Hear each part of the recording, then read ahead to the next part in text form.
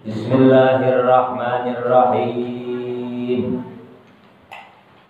Wal maqalatus tsaminatu, dan maqalah yang ke-8.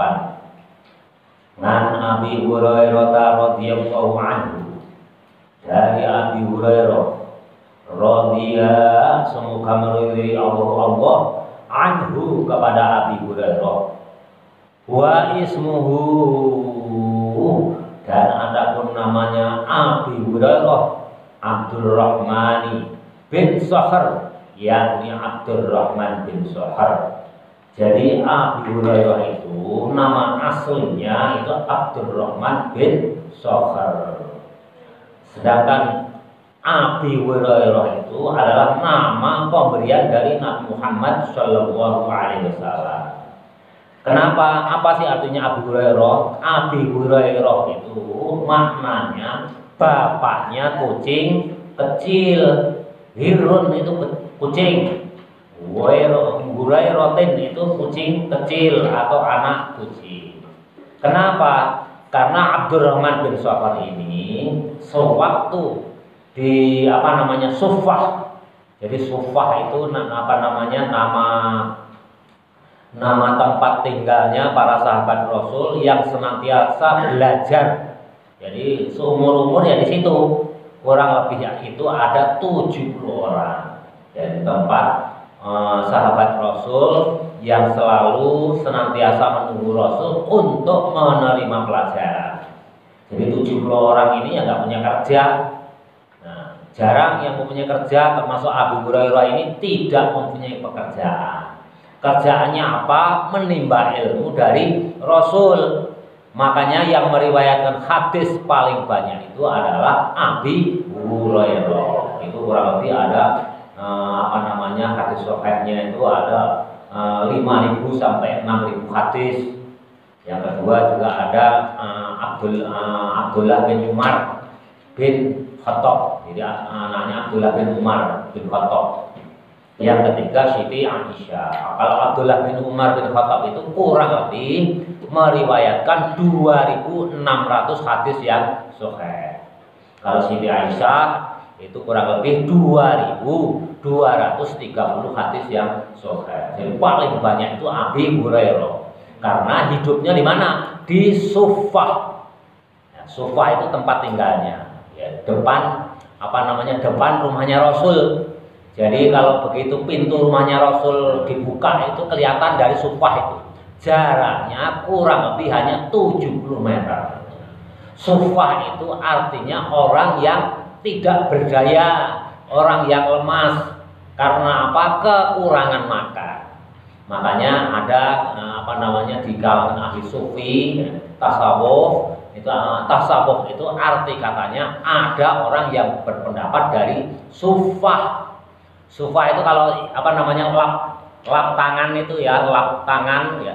Kalau dilempar itu kan melumbruk, itu artinya Suffah, orang yang tidak mempunyai kekuatan.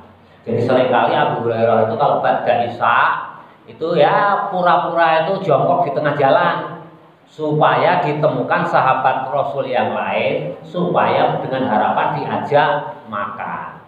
Ya, banyak ya. Diajak hanya sekedar diajak makan saja supaya tidak lemas. Jadi Suffah itu artinya lemah.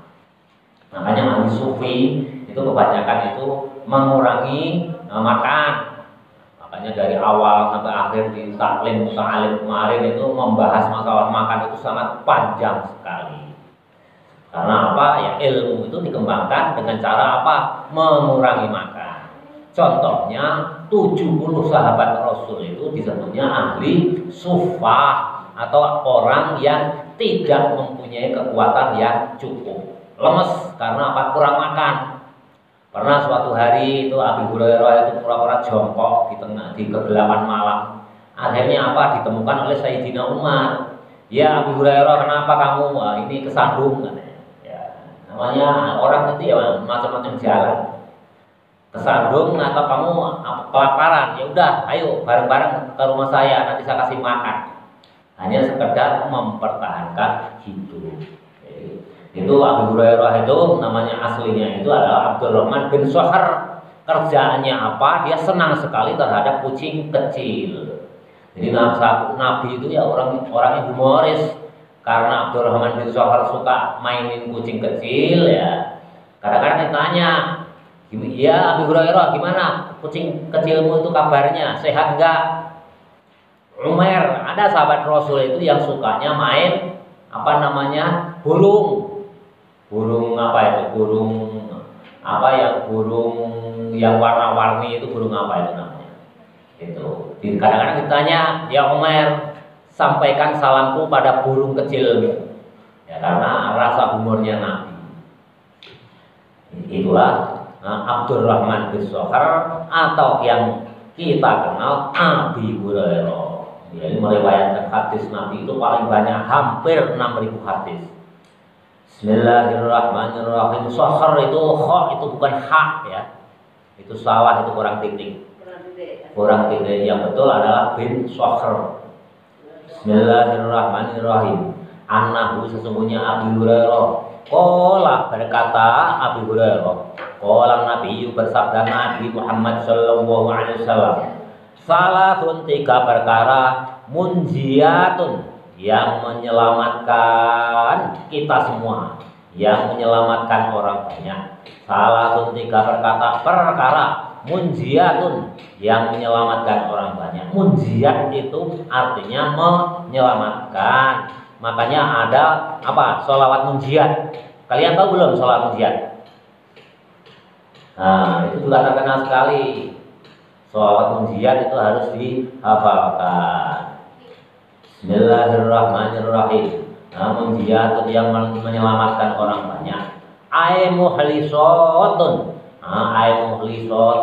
Artinya yang bisa meloloskan lisohibiha, bagi yang mengamalkannya, sahabatnya itu ya, artinya apa? Lisohibiha itu artinya bagi yang mengamalkan salasun munjiatun tadi.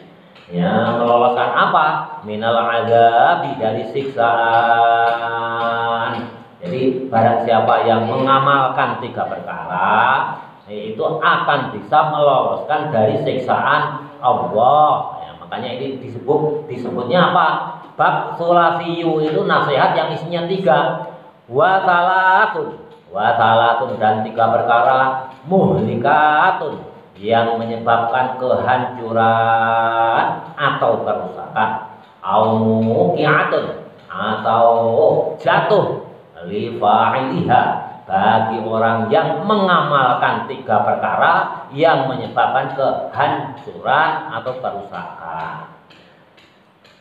Fil halaki, jatuh dalam kerusakan. Wasalatun, dan ada 3 perkara, darajatun, yang memberikan derajat yang tinggi. Aimunazila artinya tempat yang tinggi, fil akhirati, di dalam akhirat nanti.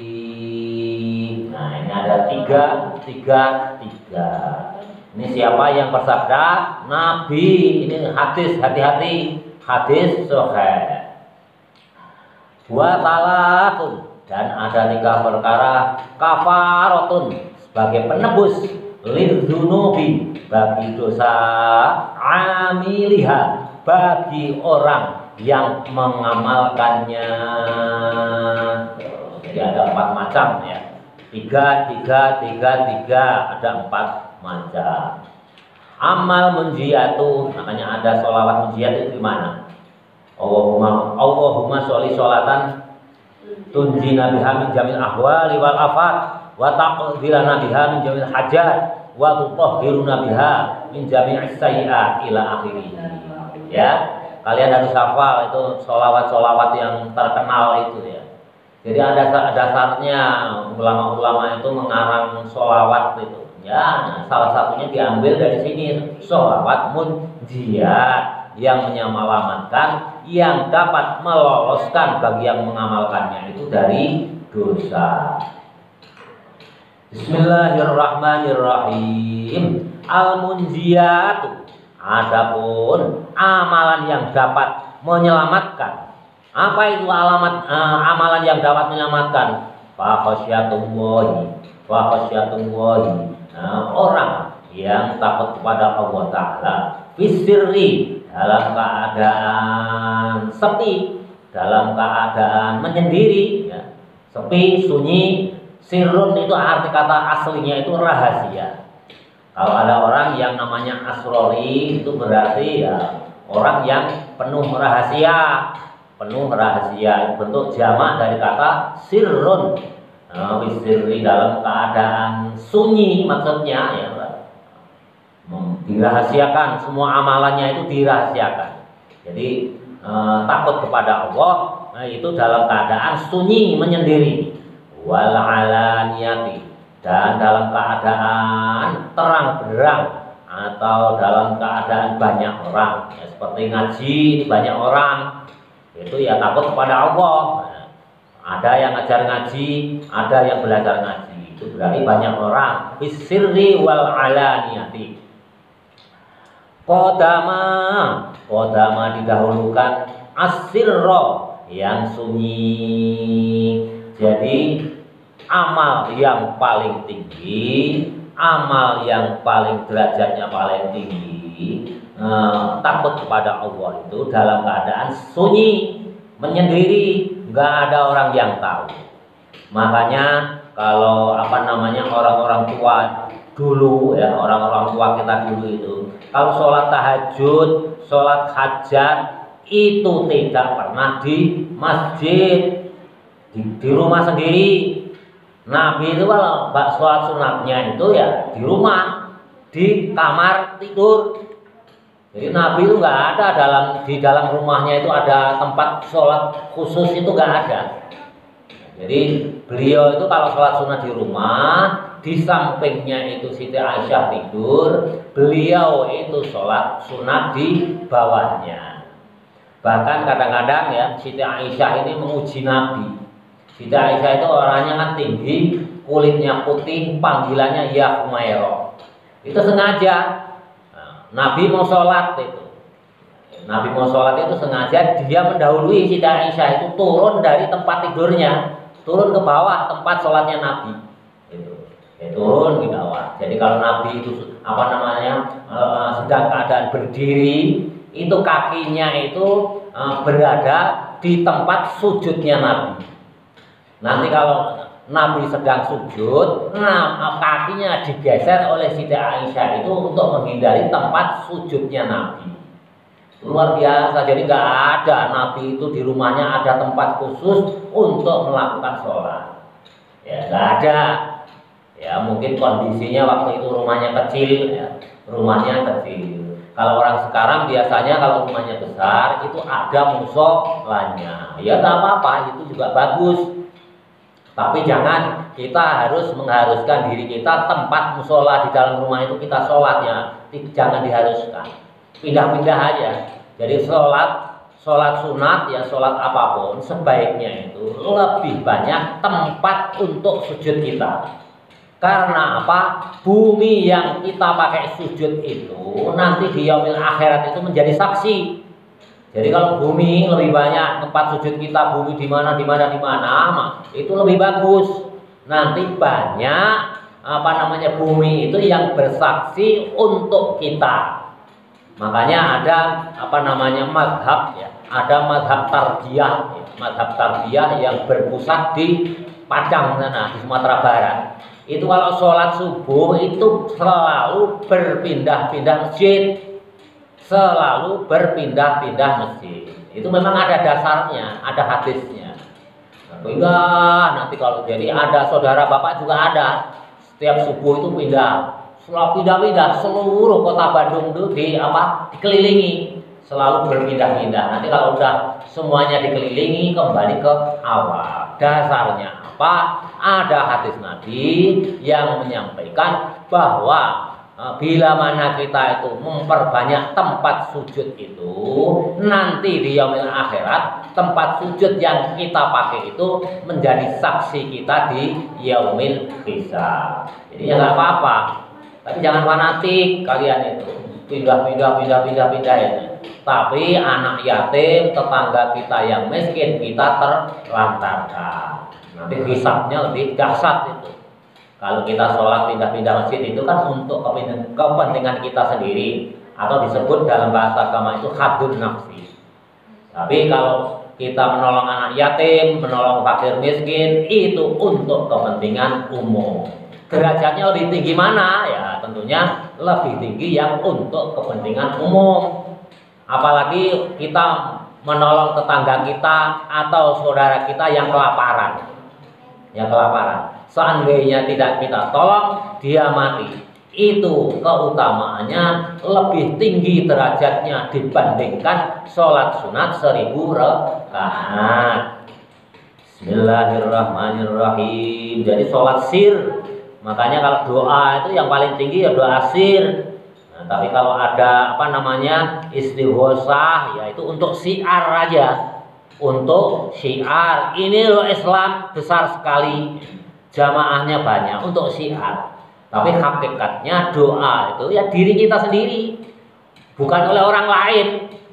Ya kita baik-baik aja minta didoakan oleh orang lain, apalagi ulama, aulia. Tapi hakikatnya doa yang mustajab itu adalah diri sendiri di waktu sunyi oleh kedua orang tua kita. Makanya bapak itu jarang sekali minta didoakan, ya. Minta didoakan. Karena apa? Ya, Syekh Imam Yazid Al-Bustami yang mempunyai murid namanya Ibnu Athaillah, pengarang kitab Al-Hikam, yang mempunyai murid Hasan As-Sadzili, tokoh Thariqah Sadzili yang luar biasa. Itu suatu saat ditanya oleh muridnya, "Ya Syekh, saya minta doa yang paling mustajab." Syekh Yazid Al-Bustami ini juga seorang wali. Lantas apa jawaban Syekh Yazid Al-Bustami itu? "Seandainya aku itu tahu doa yang mustajab, tentu aku akan mendoakan pimpinan, sultan atau presiden yang memimpin negara kita." Enggak mengada-ada, itu jawaban Syekh Yazid Al-Bustami yang mempunyai murid Ibnu Athaillah Al-Iskandari. Ini di kalangan ahli tasawuf itu terkenal sekali. Beliau itu mempunyai kitab yang namanya Hikam. Hikam itu sangat terkenal sekali. Itu kitab wajib bagi orang yang mempelajari sufi atau tasawuf. Nah, beliau mempunyai murid yang namanya Syekh Abu Hasan As-Sadzili. Ini juga aulia juga. Tiga-tiganya ini guru murid ini wali semua. Jadi beliau, "Ya Syekh," diminta oleh muridnya, "tolong berikan kepadaku doa yang mustajab." Beliau menjawab, "Seandainya aku tahu doa yang mustajab, aku itu akan mendoakan presidenku, sultanku yang memimpin negara kita, agar kemaslahatan rakyatnya itu sangat baik." Artinya apa? Sekelas aulia aja nggak tahu mana doa yang mustajab, ya, yang mustajab. Apalagi sekelas kita. Makanya kita yang paling utama itu ya waktu sir itu, ya. Habis sholat fardu kita jamaah zikir, tahlil dan berdoa, ya itu baik. Ya siapa tahu pas salah satu di antara jamaah itu ada yang mustajab. Tapi yang hakikatnya menurut sabda Nabi berdasarkan hadis ini ya waktu sir tadi, tengah malam, ya, kamu di rumah, jangan di masjid, ya, jangan di musola kalau sholat sunat itu. Karena apa? Karena Nabi itu marah kalau orang memperbanyak sholat sunat itu di masjid. Sehingga ada hadis, "Yayyinu buyutakum bi qiraatil Qur'an." Ada juga, "Jangan kau jadikan rumahmu itu seperti kuburan." Artinya apa? Ya untuk banyak memperbaca Quran, memperbanyak sholat sunat. Jadi kalau di masjid itu ya sholat wajib aja diperbanyaknya itu. Sholat sunat itu sekali. Bismillahirrahmanirrahim. Itu derajat yang paling tinggi, takut kepada Allah itu qadamas sirra, didahulukan sholat di waktu sunyi. Lianna taqwahu, karena sesungguhnya takwa kepada Allah fihi, di dalam waktu sunyi, a'la, paling tinggi darajatan derajatnya, ya, luar biasa ya. Jadi ini syarah daripada Imam Nawawi Al-Bantani. Tapi fi wisari wal alaniyati tadi yang dalam kurung itu adalah hadis Nabi. Wal qasdu lan semedengan itu apa ya? Kalau bersahaja kali ya. Wal qasdu dan bersahaja fil fakri, dalam keadaan fakir atau miskin, wal ghina dan dalam keadaan kaya raya. Ini sabda Nabi, hendaklah kalian itu bersahaja. Kalau bahasa kitab Bapak itu semedengan. Sedengan dengan semedengan itu lain ya. Yang lebih dekat ya bersahaja. Kalau kamu udah nanti ya udah dewasa berumah tangga, kamu oleh Allah ditakdir dalam keadaan miskin. Hendaknya kalian itu bersahaja dalam kemiskinanmu. Jadi jangan menampakkan terlalu miskin. Kalau anakmu mau makan, ya walaupun kalian itu ditakdir ya, jangan, mudah-mudahan enggak ya. Mudah-mudahan enggak ditakdir oleh Allah itu ya kaya raya ya. Tapi seandainya ada orang lah, jangan kalian contohnya. Ada si fulan ditakdir dalam keadaan miskin. Anaknya minta makan karena miskin, udah cukup aja dengan garam. Udah tiap hari itu makannya ikan asin terus dengan garam ya. Itu juga nggak boleh ya. Oleh Nabi itu dilarang itu. Hendaklah kalian bersahaja dalam kemiskinan. Paling enggak ya kalian bekerja keras, berusaha untuk mencari lauk pauk untuk anakmu, untuk istrimu.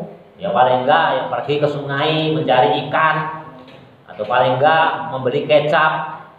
Gak boleh kalian itu berlebihan dalam kemiskinan. Karena sudah takdir miskin oleh Allah, kalian pasrah. Itu nggak boleh. Ya udahlah Pak, makan sampai pakai garam aja. Ya, itu terbaik. Itu nggak boleh. Kalian tetap harus berusaha. Harus berusaha ya mancing atau menjaring di sungai untuk lauk pauk anak istri. Karena apa? Dalam ditakdir kemiskinan itu kita tidak boleh pasrah dengan kesederhanaan. Harus bersahaja ya, mungkin boleh, tapi harus bersahaja. Wal ghina dan dalam keadaan kaya. Nah, kalau kalian ditakdir dalam keadaan kaya, itu berlebihan dalam kekayaanmu itu juga nggak boleh. Kata siapa? Kata Nabi. Ini hadis ya.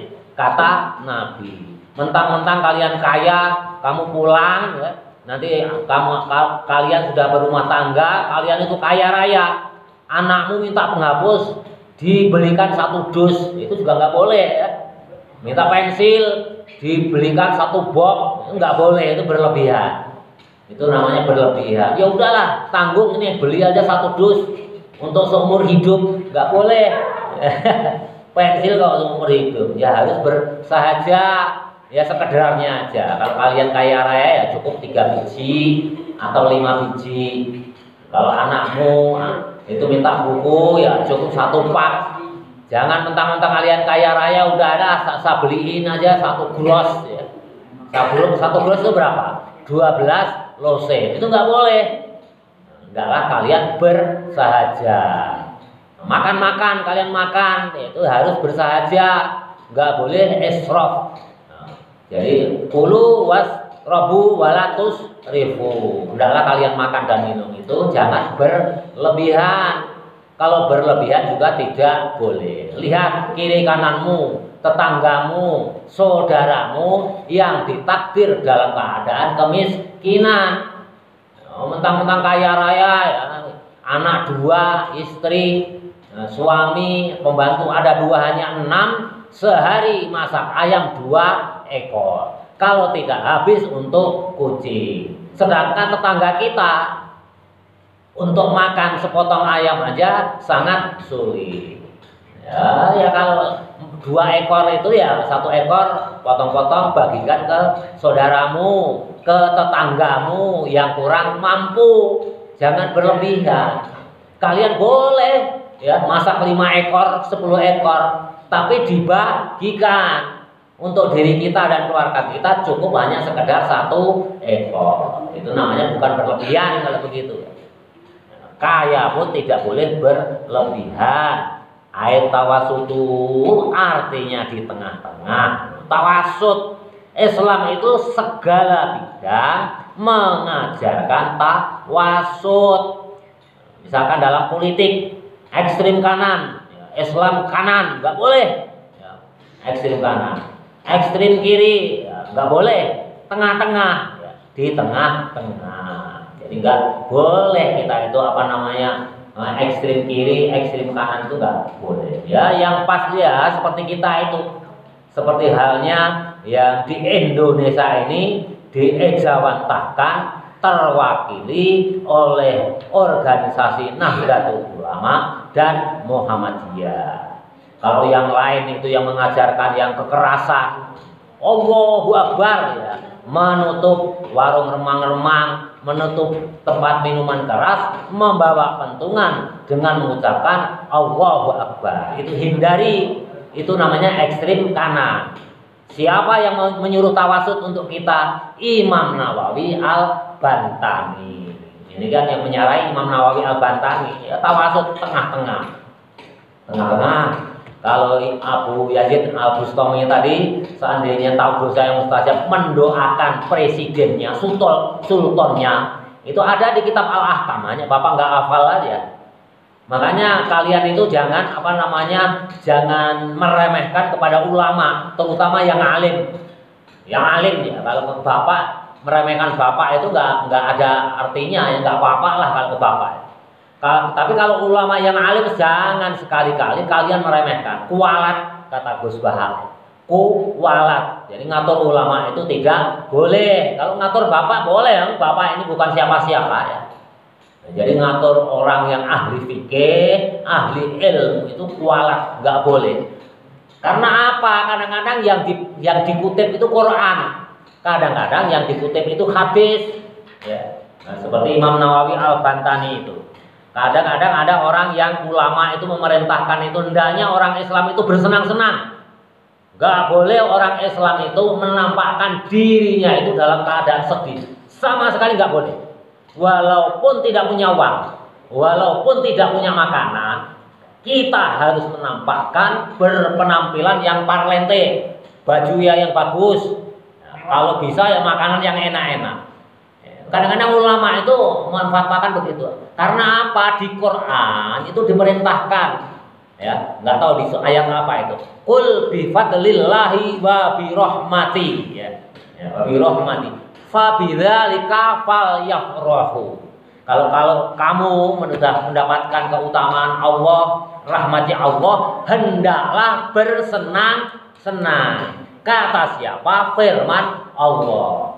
Jadi orang Islam itu nggak boleh menampakkan diri dalam keadaan sedih, walaupun diuji dengan ujian yang sangat berat.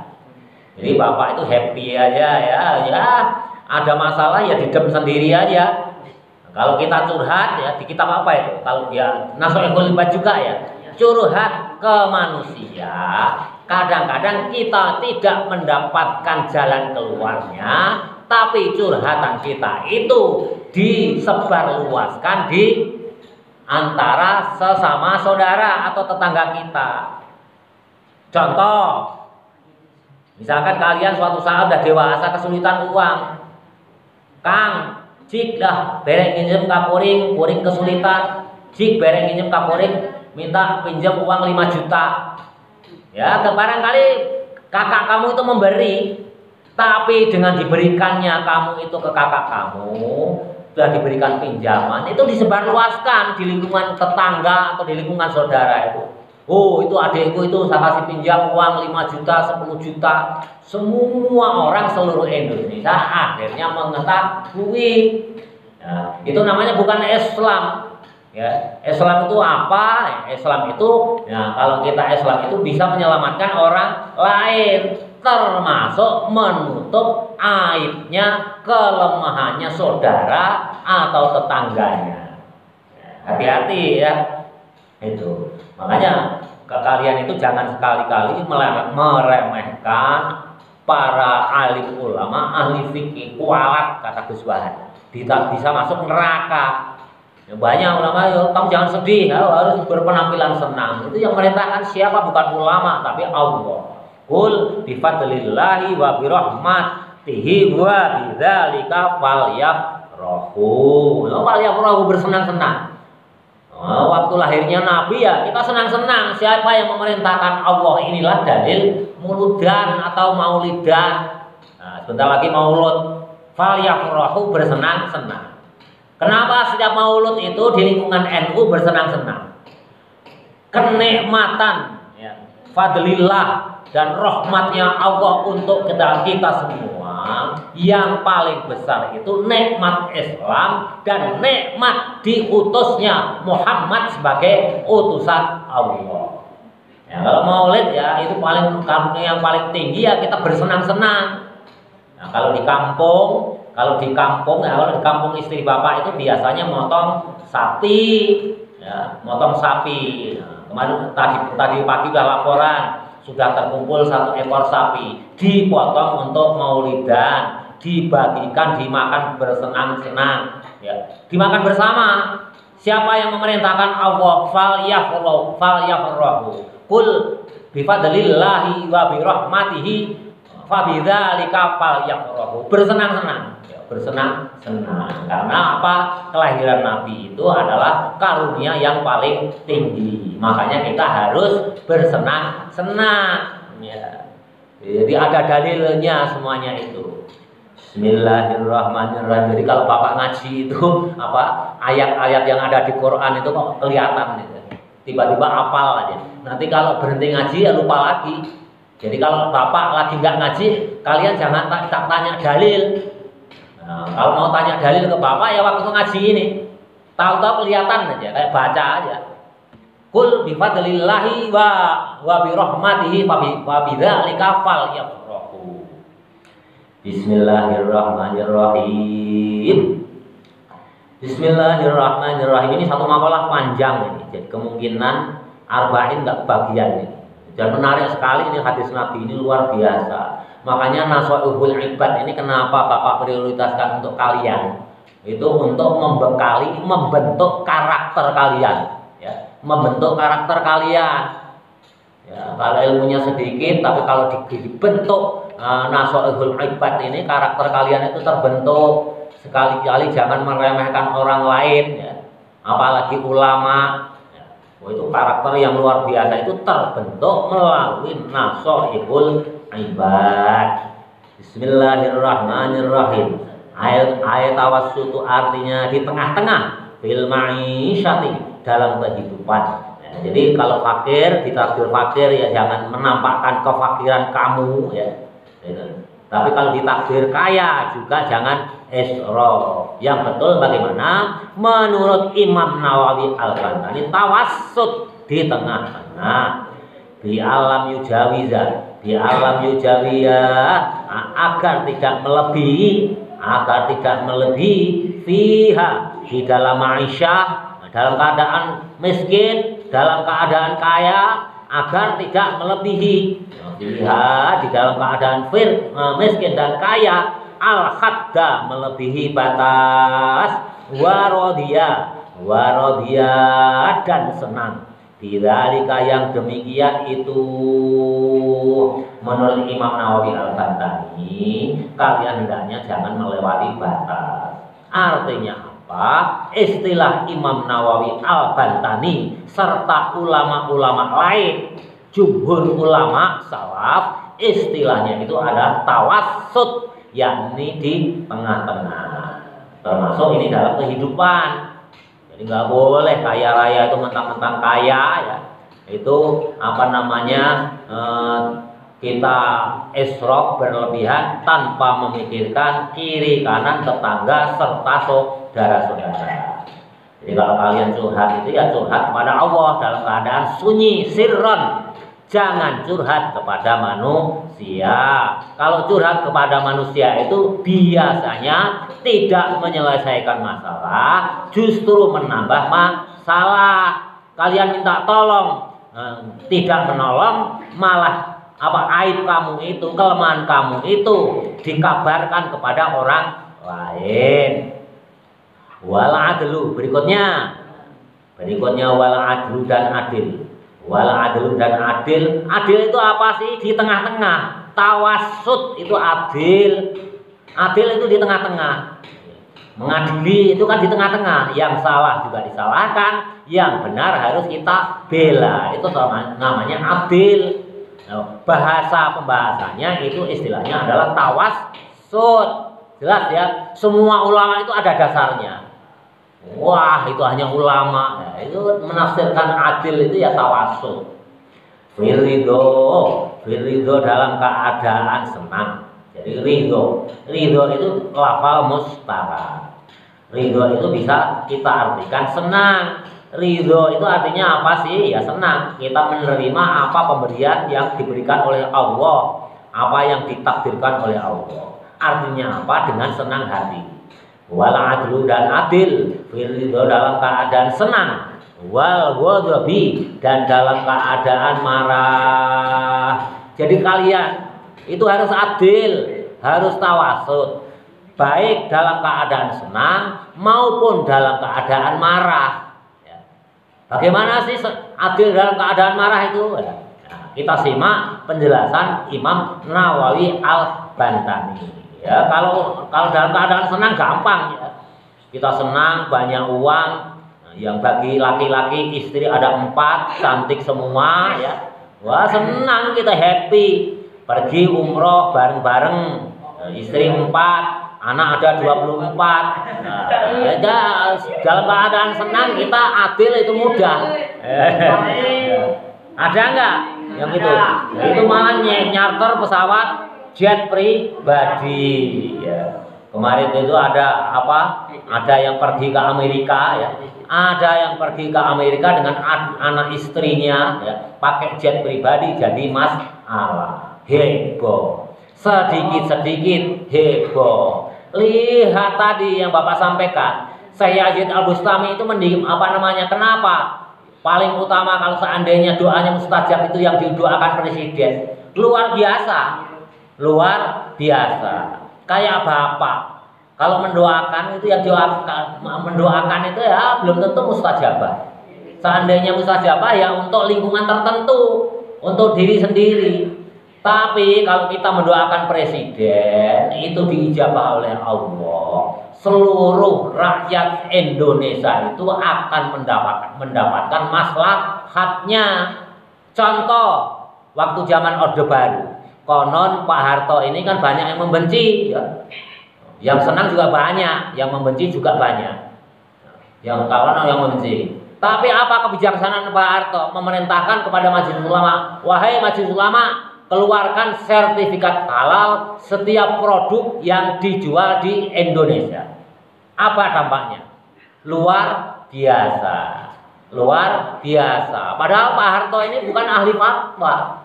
Tapi karena pemimpin negara membawa kemaslahatan seluruh bangsa Indonesia, khususnya yang beragama Islam. Tapi kalau seandainya ada ulama, santrinya 100.000, fatwanya ya paling yang mendengar ya yang 100.000 itu. Manfaatnya kepada yang 100.000. Tapi kalau presiden kita itu anggap saja pemimpin kita itu zalim. Tapi kita doakan salah satu diijabah oleh Allah dengan cara mengeluarkan sertifikat halal di setiap produksi yang beredar di Indonesia. Apa? Didengar, dirasakan manfaatnya untuk seluruh Indonesia. Tapi kalau ada kiai besar, santrinya 100.000, ya maslahatnya hanya 100.000 dengan anak istrinya. Misalkan anaknya 4, istrinya 1, berarti tambah lagi 4, hanya 500.000. Tapi kalau presiden seluruh Indonesia. Makanya sebaik-baik doa menurut Syekh Abu Yazid Al-Bustami itu adalah mendoakan presiden. Kalian pernah nggak mendoakan presiden? Enggak. Sekarang tahu ya. Sebaik-baik doa itu adalah mendoakan pemimpin, gubernur di bawahnya, bupati di bawahnya. Kita belum, apalagi kalian belum pernah mendoakan presiden. Kalau bapak itu ya waktu itu mendoakan presiden, siapapun presidennya. Karena apa? Seandainya diijabah itu akan membawa kemaslahatan seluruh umat Islam, seluruh Indonesia. Walaupun pemimpin kita itu dolim, ya. Apalagi presidennya itu yang jadi yang tidak kita dukung, jauh dari kita mendoakan, ya. Makanya kita hendaknya tawasud, ya. Kalau udah disepakati siapapun, kalau presidennya itu kebetulan yang tidak kita dukung, ya tetap kita doakan, ya. Jelas ya. Contohnya adalah Syekh Abu Yazid Al-Bustami.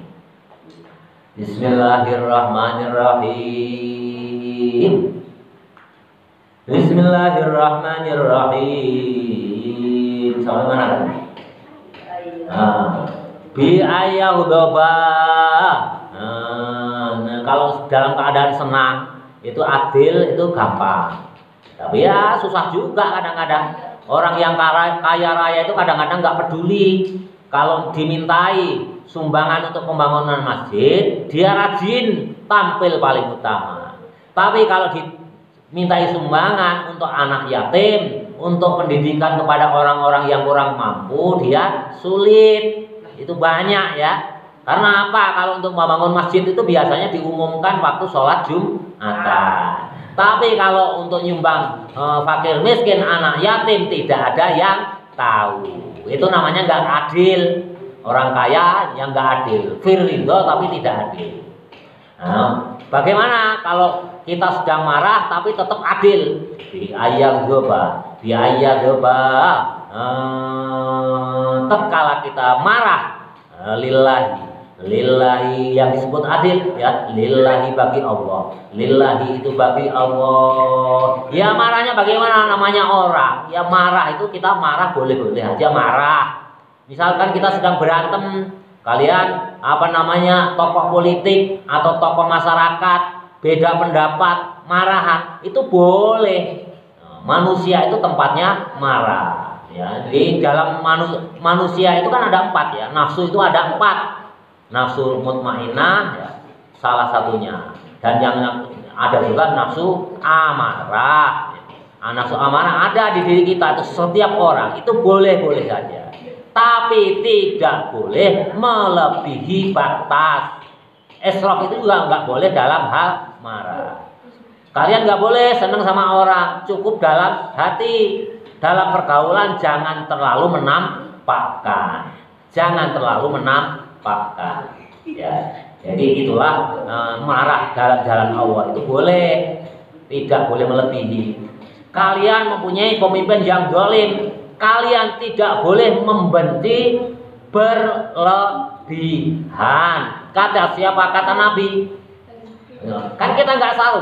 Suatu saat pemimpin kita yang zalim itu mendapatkan hidayah, dia menjadi husnul khatimah.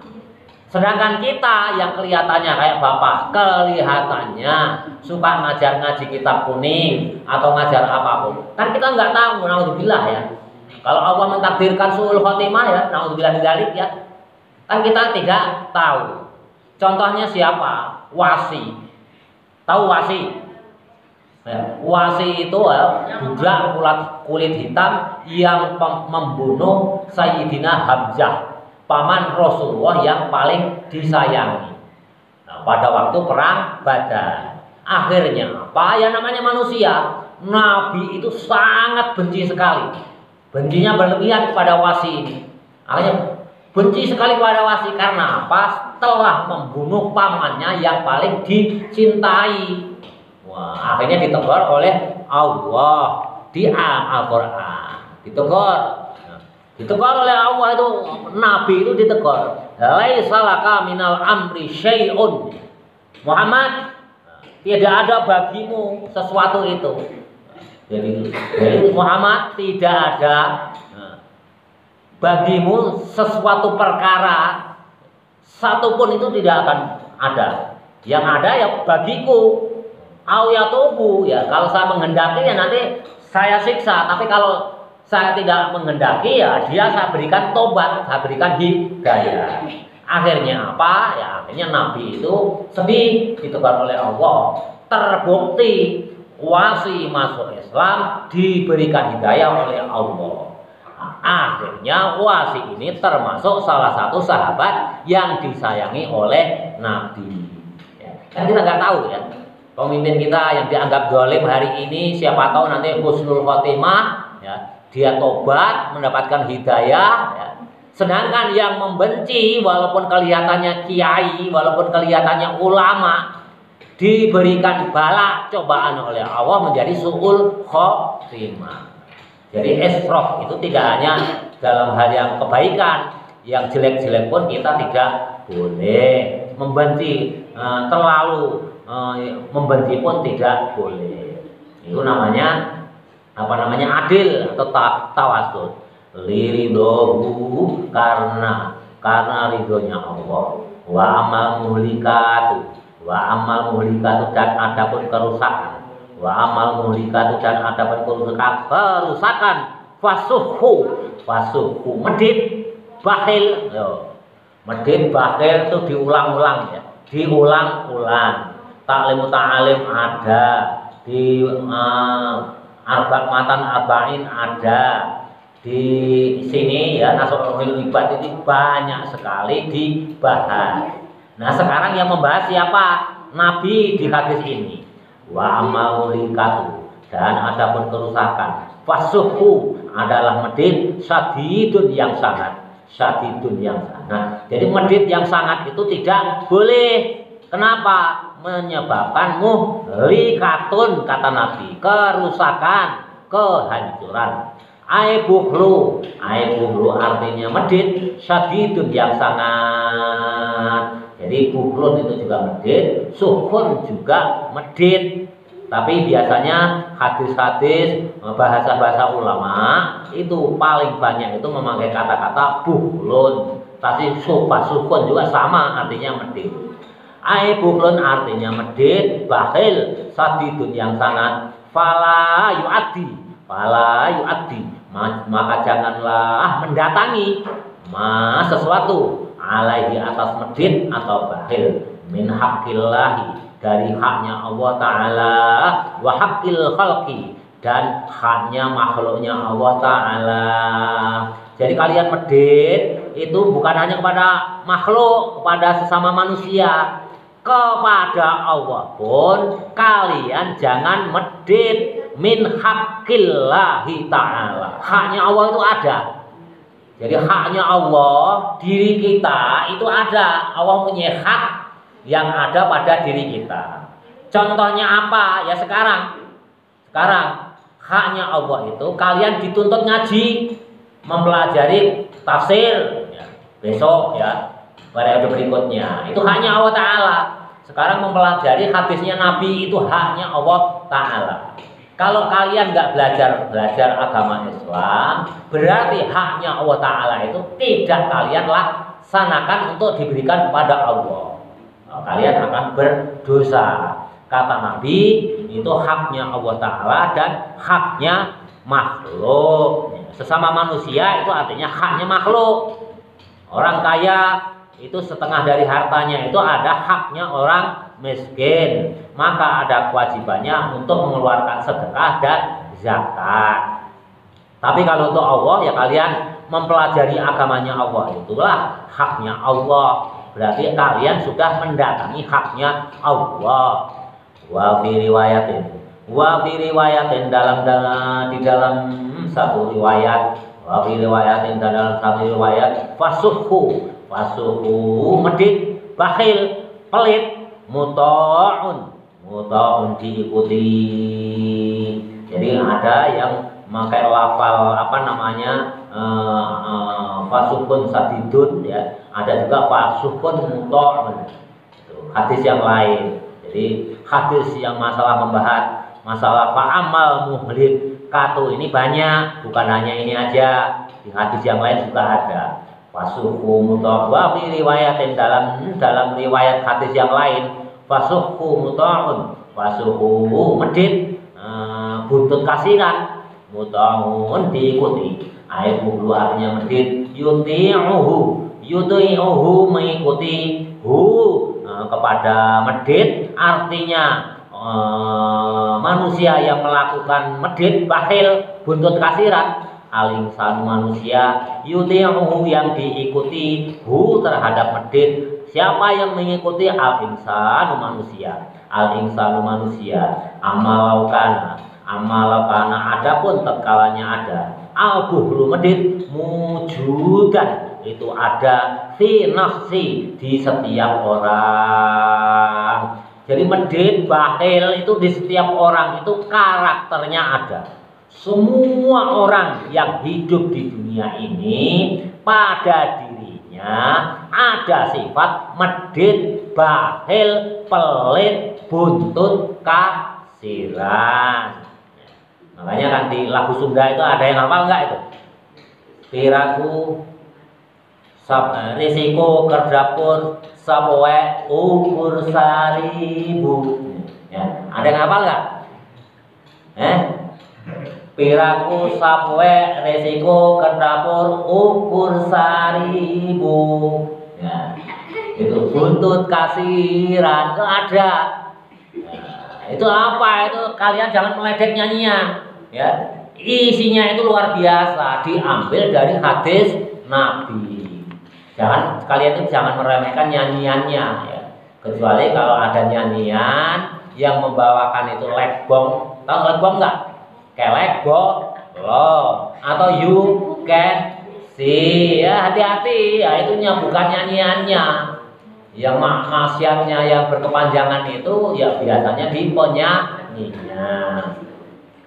Bismillahirrahmanirrahim. Jadi kalian itu jangan terlalu benci, ya. Termasuk barang maksiat kalian jangan terlalu benci, ya. Pokoknya ya kalian nggak senang gitu aja.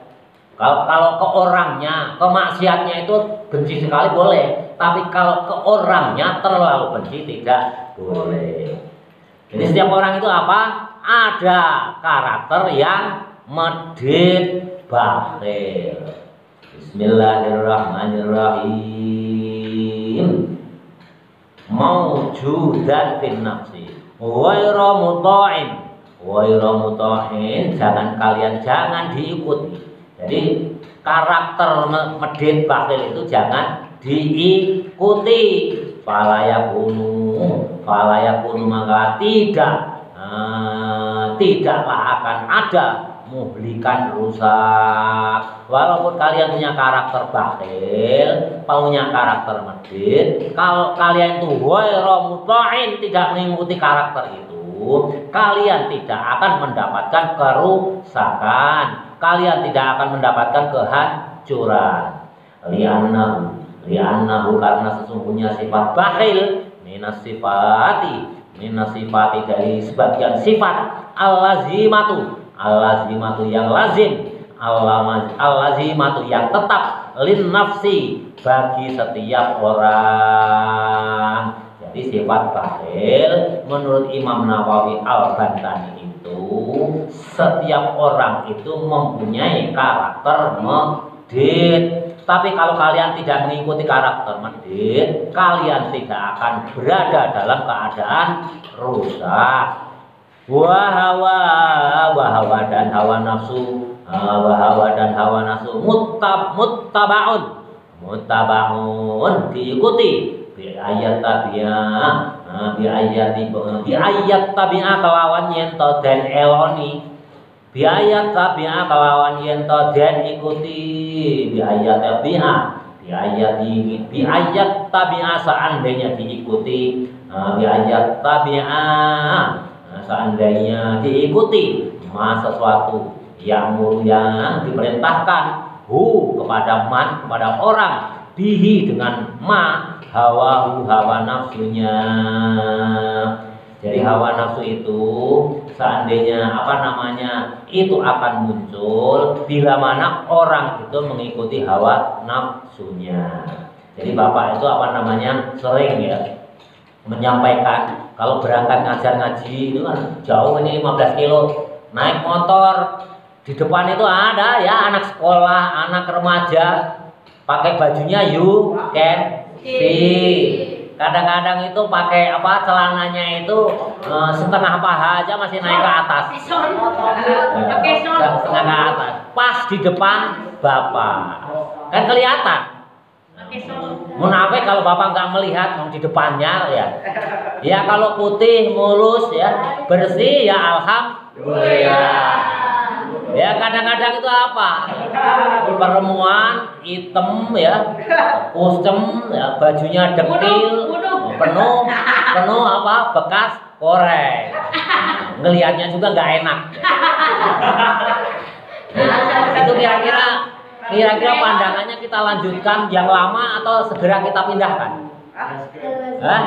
Langsung sikat kanan. Kalau enaknya wah dilihat terus karena indah ya itu namanya hawa nafsu. Ya, pandangan pertama ya bapak sering alhamdulillah indah betul. Ya, tapi buru-buru dialihkan. Caranya bagaimana? Ya disalib. Kalau kita mengikuti terus ya susah untuk menghindari itu ya. Ya, caranya ya disalib, didahului. Kalau kita tetap mengikuti alhamdulillah itu bukan itu udah bukan alhamdulillah ya, itu udah hawa nafsu. Ya hati-hati ya, hati-hati terutama yang laki-laki itu. Terutama yang laki-laki. Ya. Bismillahirrahmanirrahim. Jangan diikuti itu perintahnya hawa nafsu itu. Kalau kalian melihat yang indah-indah ya, zaman akhir itu kan nggak bisa dihindari ya. Nggak bisa, pokoknya begitu keluar dari rumah, apalagi di jalan raya, apalagi di tempat piknik, ya, di tempat piknik itu banyak sekali ya gunung-gunung kembar yang tampak indahnya, ya. Itu hati-hati, ya. Jangan dituruti itu, ya'muruhu bihi hawahu. Udah. Kalian tuh kalau udah dimulai ya. Bismillahirrahmanirrahim. Nah, ini bapak ini nggak jorok. Ya besok ya pertemuan, besok tafsir ya berikutnya ya. Well, itu luar biasa itu Imam Suyuti itu menafsirkan tafsir itu letter. Besok pak denger aja ya. Jadi kadang-kadang ya orang ada yang jaga image. Kalau ngaji itu dibatasi bahasanya, nah, itu salah menjelaskannya. Gimana bisa bapak menjelaskan ya, menghindarkan dari perintah hawa nafsu itu? Ya kalau melihat ya alhamdulillah indah betul yang putih-putih mulus itu.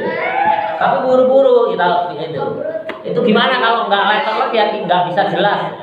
Oh, nanti pertemuan tafsir ayat kalau nggak salah Al-Baqarah ayat 125. Imam Suyuti itu bapak matraah itu ketawa sendiri. Nggak habis-habis terus ada sampai 10 menit itu ketawa sendiri itu. Nah, Imam Suyuti itu ulama besar ya. Nah, ya gitulah. Tapi ya nggak apa-apa, Nabi itu ya humoris, nggak apa-apa. Suatu hari ya, ada seorang perawan ya, seorang gadis pulang habis kerja dia bapak pernah sampaikan ya biasa diajak ngobrol sama Nabi. Bismillahirrahmanirrahim. Enggak dipanjangin lagi ya. Kalian kalau udah mulai yang gitu-gitu ya semangat, nggak ngantuk. Bismillahirrahmanirrahim. Jadi kalian itu jangan menuruti perintahnya hawa nafsu. Berikutnya wa i'jabul mar'i. Nah, tadi yang pertama itu apa? Yang membuat kerusakan itu bakhil, terus menuruti hawa nafsu. Yang ketiga, yang membuat kerusakan wa i'jabul mar'i lan gawoke wong. Apa ini? Mar'i itu orang. Wa i'jabul mar'i dan herannya seseorang pada diri sendiri. Wa ijabul mar'i dan apa ya? Wa ijabul mar'i dan herannya orang bi nafsihi pada diri sendiri. Takjubnya lah, jangan heran. Kadang-kadang itu antara bahasa Indonesia dengan bahasa Arab itu enggak match. Takjub dengan heran itu kan beda. Takjub itu ada keangkuhan seseorang yang mengagumi pada diri sendiri. Itu disebut ijab atau takjub. Dan takjub lah. Wa ijabul mar'i dan takjubnya seseorang binafsihi pada diri sendiri. Aina dzuluhu artinya penglihatan seseorang hu kepada orang lain, ilaiha kepada penglihatannya, bi'ainil kamali ilaiha kepada takjubnya. Takjubnya seseorang ya, seseorang yang melihat kepada orang lain bi'ainil kamali dengan penglihatan sempurna, ma'anisyani ni'matallahi bersamaan dengan lupanya akan nikmat Allah Ta'ala. Jadi orang itu heran ya, takjub kepada dirinya sendiri kalau dibandingkan dengan orang lain. Saya itu paling top, saya itu paling kaya, saya itu paling pinter, saya itu paling pandai, saya itu paling rajin, sedangkan orang lain itu di bawah saya. Itu namanya orang takjub pada dirinya sendiri, menganggap orang lain itu di bawahnya, bersamaan dengan dia itu lupa akan nikmat Allah Ta'ala. Wa mal amni dan bersama-sama dengan rasa aman min zawaliha akan hilangnya iman. Ya itulah, orang udah ini banyak ya, ulama juga banyak. Ulama itu kalau udah diuji dengan ilmu yang banyak, jamaah yang banyaknya sangat luar biasa. Kadang-kadang dia mengagumi pada dirinya sendiri. Saya ini luar biasa, banyak yang mengagumi. Kalau ketemu orang, tangan saya selalu dicium. Ya, kan gitu ya. Makanya Bapak itu sebetulnya menghindari. Bapak itu hanya kalian yang belajar ngaji ke Bapak aja, Bapak itu mau dicium tangan. Ke orang lain, ke santri Bapak yang telah senior ya, mantan tadi Bapak yang telah senior, Bapak itu nggak mau. Karena apa? Risikonya itu tinggi. Nanti ujub, loh saya itu dikagumi, dihormati, dihargai oleh orang lain. Nah, itu namanya nanti muncul rasa ujub. Ya, nanti kalau udah rasa ujub, dia udah merasa aman akan imannya. Ya. Merasa aman akan imannya. Ya, jadi hati-hati. Kalau sudah dicoba gitu apa? Nanti lupa segala-galanya. Ada enggak? Nah, kemarin Bapak singgung itu masalah apa itu? Yang Bapak contohkan artis itu ya. Artis yang nyanyi apa? Kejora itu ya. Ya, yang nyanyi Kejora, nah, akhirnya itu kan kalau yang itu masih mending lah. Ada yang suka baca sholawatan, nyanyian sholawatan, dia tidak kuat mendapatkan pujaan dari penggemarnya, akhirnya dia selingkuh dengan pemain keyboard. Kan udah ya Pak kemarin. Nah, akhirnya sekarang ditinggal penggemarnya. Kiai juga banyak yang gitu itu tuh. Sekarang itu udah mulai banyak ya. Nah, apalagi akhir-akhir ini majelis sholawatan itu banyak sekali yang mulai ditinggalkan jamaahnya. Karena apa? Nah, ulamanya, imamnya yang memimpin majelis sholawatan mengklaim memelintir sejarah Indonesia bahwa yang membuat bendera murih itu kakek moyangnya, bukan tokoh-tokoh yang ada pribumi di Indonesia. Ya. Sedangkan saksi sejarahnya masih hidup. Akhirnya diperangi oleh kiai yang lain, oleh ahli sejarah. Akhirnya apa? Ditinggalkan oleh jamaahnya. Itu bersama-sama dengan kelupaan.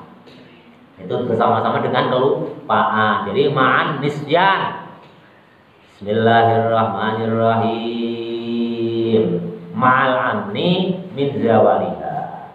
Berikutnya panjang ya, satu makalah yang belum tuntas ya, kami enggak kebahagiaan. Bismillahirrahmanirrahim. Luar biasa ini, luar biasa. Jadi Nasrul Ibad ini nanti membangun karakter kalian. Insya Allah mulai terasa, Bapak mulai merasakan kalian itu karakternya itu sangat baik ya. Mulai terbentuk ya, terutama yang kelas 2, kelas 3 ya. yang udah lulus itu karakternya terbentuk oleh siapa? Nasoihul ibad. Karena nasihatnya Nabi, sahabat, ulama-ulama besar, ulama salaf khususnya itu luar biasa. Bismillahirrahmanirrahim. Ini yang ketiga, wa amat darajatu.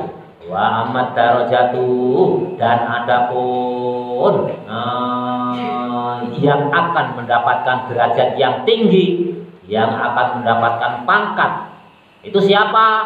Fa'ifsa'us salami. Fa'ifsa'us salami, maka sebarkanlah salam. Nah, kalian itu sebenarnya kalau ingin mengharapkan derajat dari Allah Subhanahu wa taala nanti di akhirat, sebarluaskan salam keselamatan. Kalau ketemu sesama muslim, ya, assalamualaikum, ya, assalamualaikum. Itu assalamualaikum itu ada ini hadis Nabi. Ail haru artinya ail haru salam, artinya memperjelas salam. Assalamualaikum. Nah, syukur-syukur assalamualaikum warahmatullah. Syukur-syukur lebih lengkap lagi assalamualaikum warahmatullahi wabarakatuh. Kita harus kalau dalam istilah balaghah itu limuqtadul hal, limuqtadul maqam. Harus bisa melihat situasi. Ya, kalau hanya ketemu kawan ya cukup assalamualaikum. Jangan terlalu panjang. Kalau pidato ya assalamualaikum warahmatullahi taala wabarakatuh. Nah, kalian pas pidato assalamualaikum ya aneh ya.